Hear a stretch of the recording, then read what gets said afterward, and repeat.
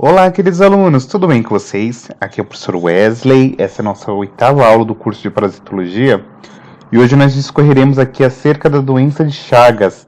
Então a gente vai entender quem é o parasito que ocasiona essa doença, quais são os métodos aí que estão associados com a propedêutica, a forma da gente analisar isso daqui também de forma laboratorial, clinicamente, quais são os sintomas da patologia, como que é o ciclo de vida e etc. Beleza?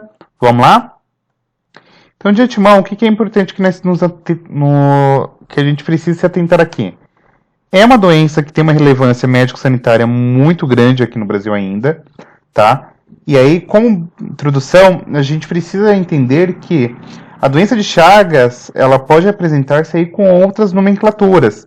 Então, triponossomoníase americana, esquizotriponose, são algumas palavras que podem aí indicar também a mesma coisa que a doença de Chagas, tá bom? Acrescido a isso, é importante que nós nos atemos que trata-se aqui de uma troponose que é exclusiva aqui das Américas, causada aí pelo Trypanosoma cruzi, tá bom?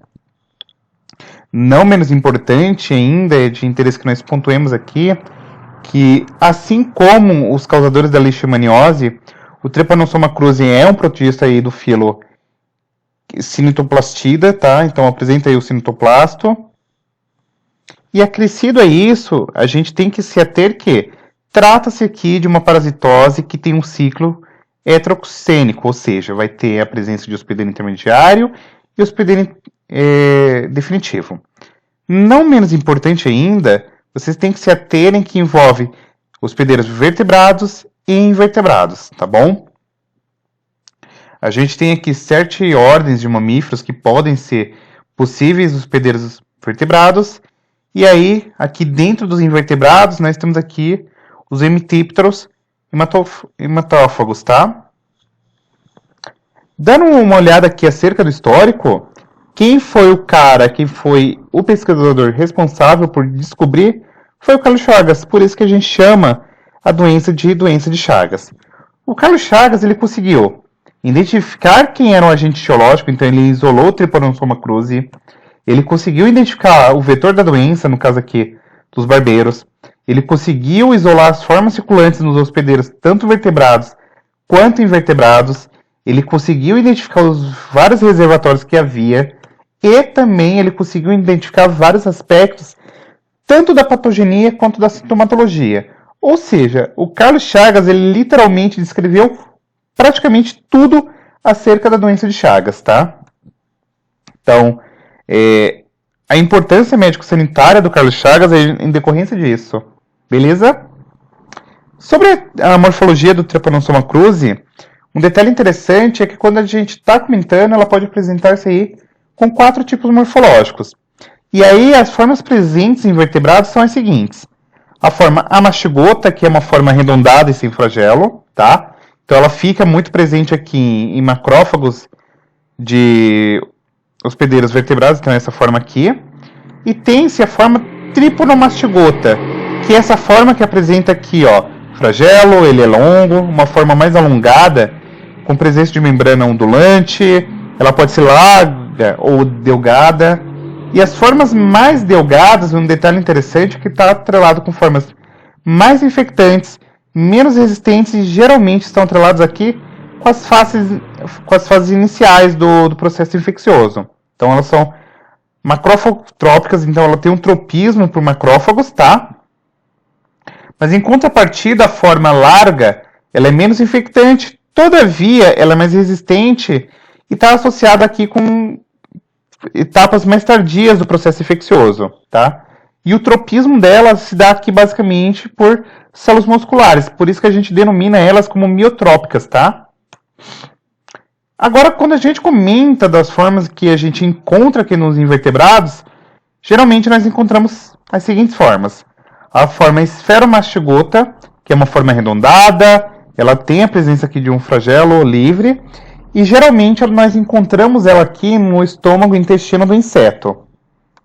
E encontramos as formas epimastigotas, que são formas mais alongadas, apresentam uma pequena membrana ondulante e ela é presente aqui no intestino do inseto.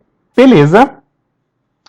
Além disso, nós encontramos uma outra forma que nós denominamos como forma tripromastigota, que é presente aqui no reto do inseto e está associada com formas infectantes para os vertebrados. O ciclo biológico que está atrelado aqui com o processo de infecção, ela se dá basicamente pelo seguinte: tu tem a picada aqui do barbeiro, tá? E aí no reto aqui do barbeiro você tem as formas tripromastigotas, que são formas infectantes. E essas formas tripromastigotas, elas são liberadas com as fezes durante aqui um período que a gente chama de repasto sanguíneo, tá? Então essa forma tripromastigota, ela vai penetrar aqui no hospedeiro através da picada e aí, consequentemente, a gente tem a presença aqui das mucosas ou conjuntivas.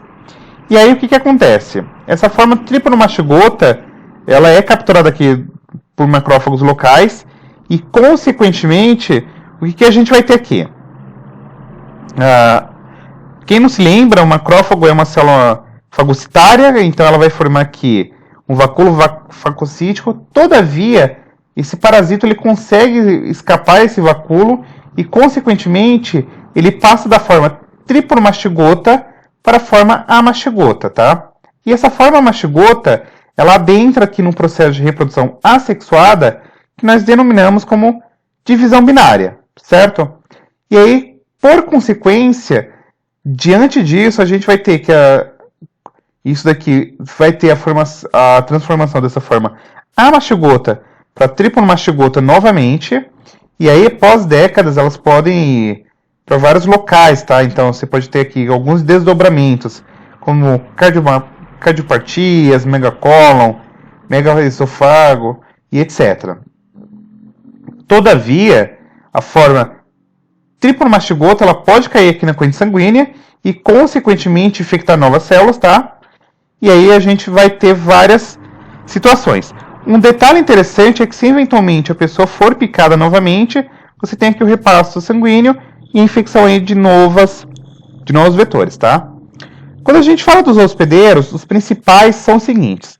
Quando a gente está falando do ciclo silvestre, tem-se aqui os marsupiais, endodetados, morcegos, roedores, os primatas, coelhos e os carnívoros.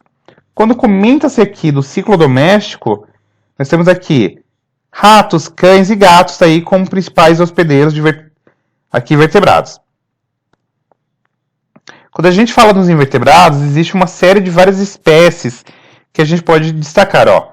Triatoma, Protacta e etc. Mas os principais que eu queria que vocês se atentassem são esses dois últimos aqui.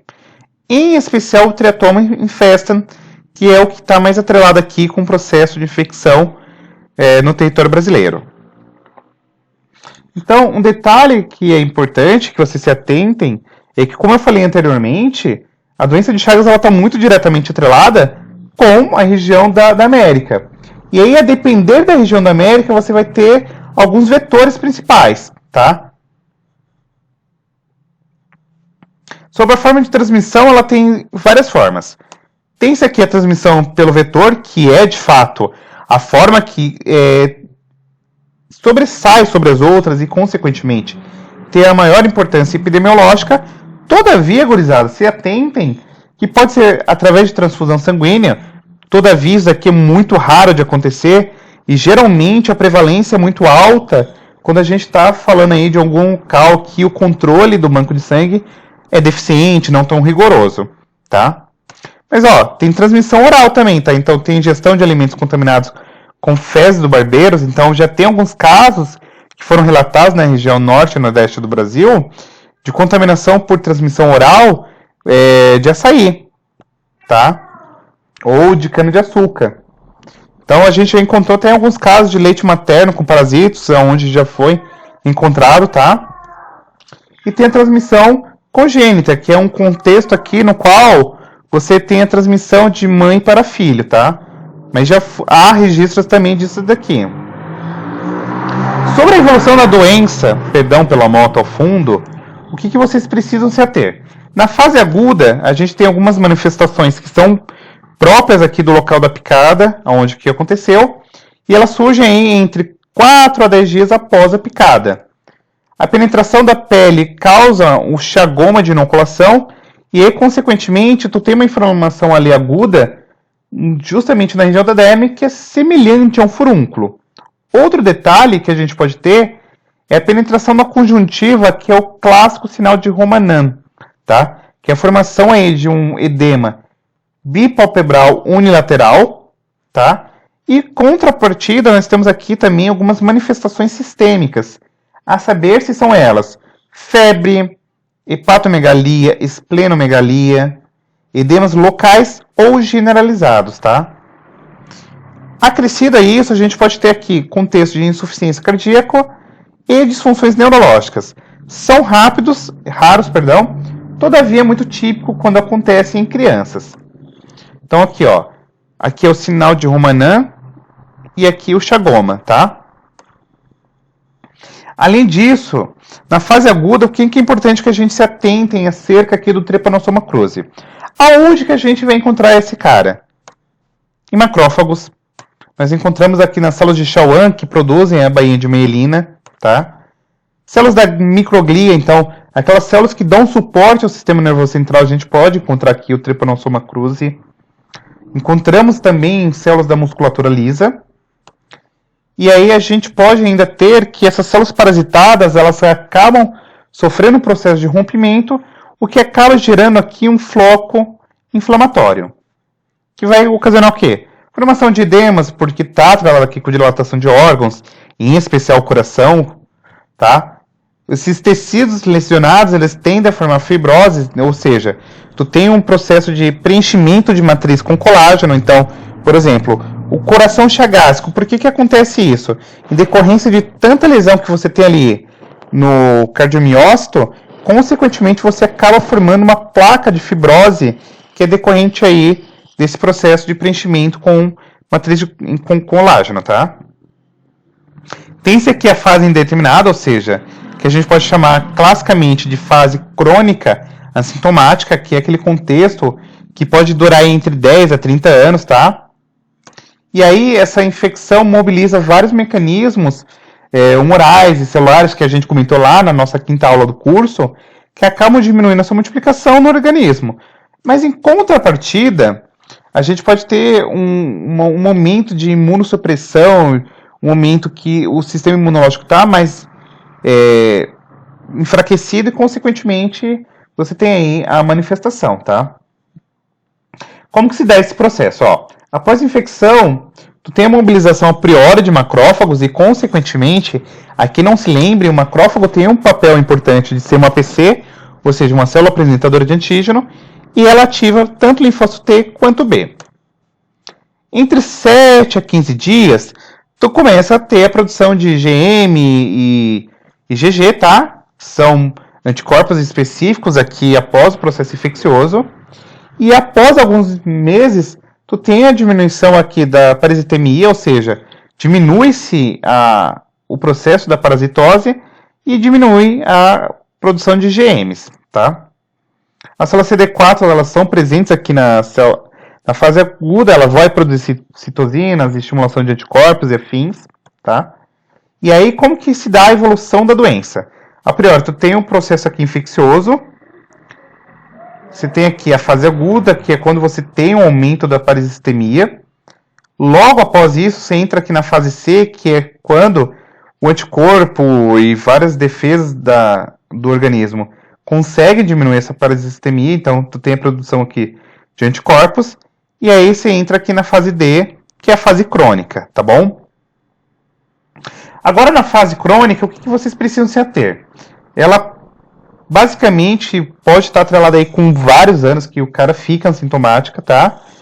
E aí, quando eles retomam o processo, eles vão ter algumas formas típicas, que pode ser tanto a forma cardíaca quanto a digestiva. Em ambos casos, o que vocês precisam se ater que é uma reativação extremamente acentuada do processo inflamatório.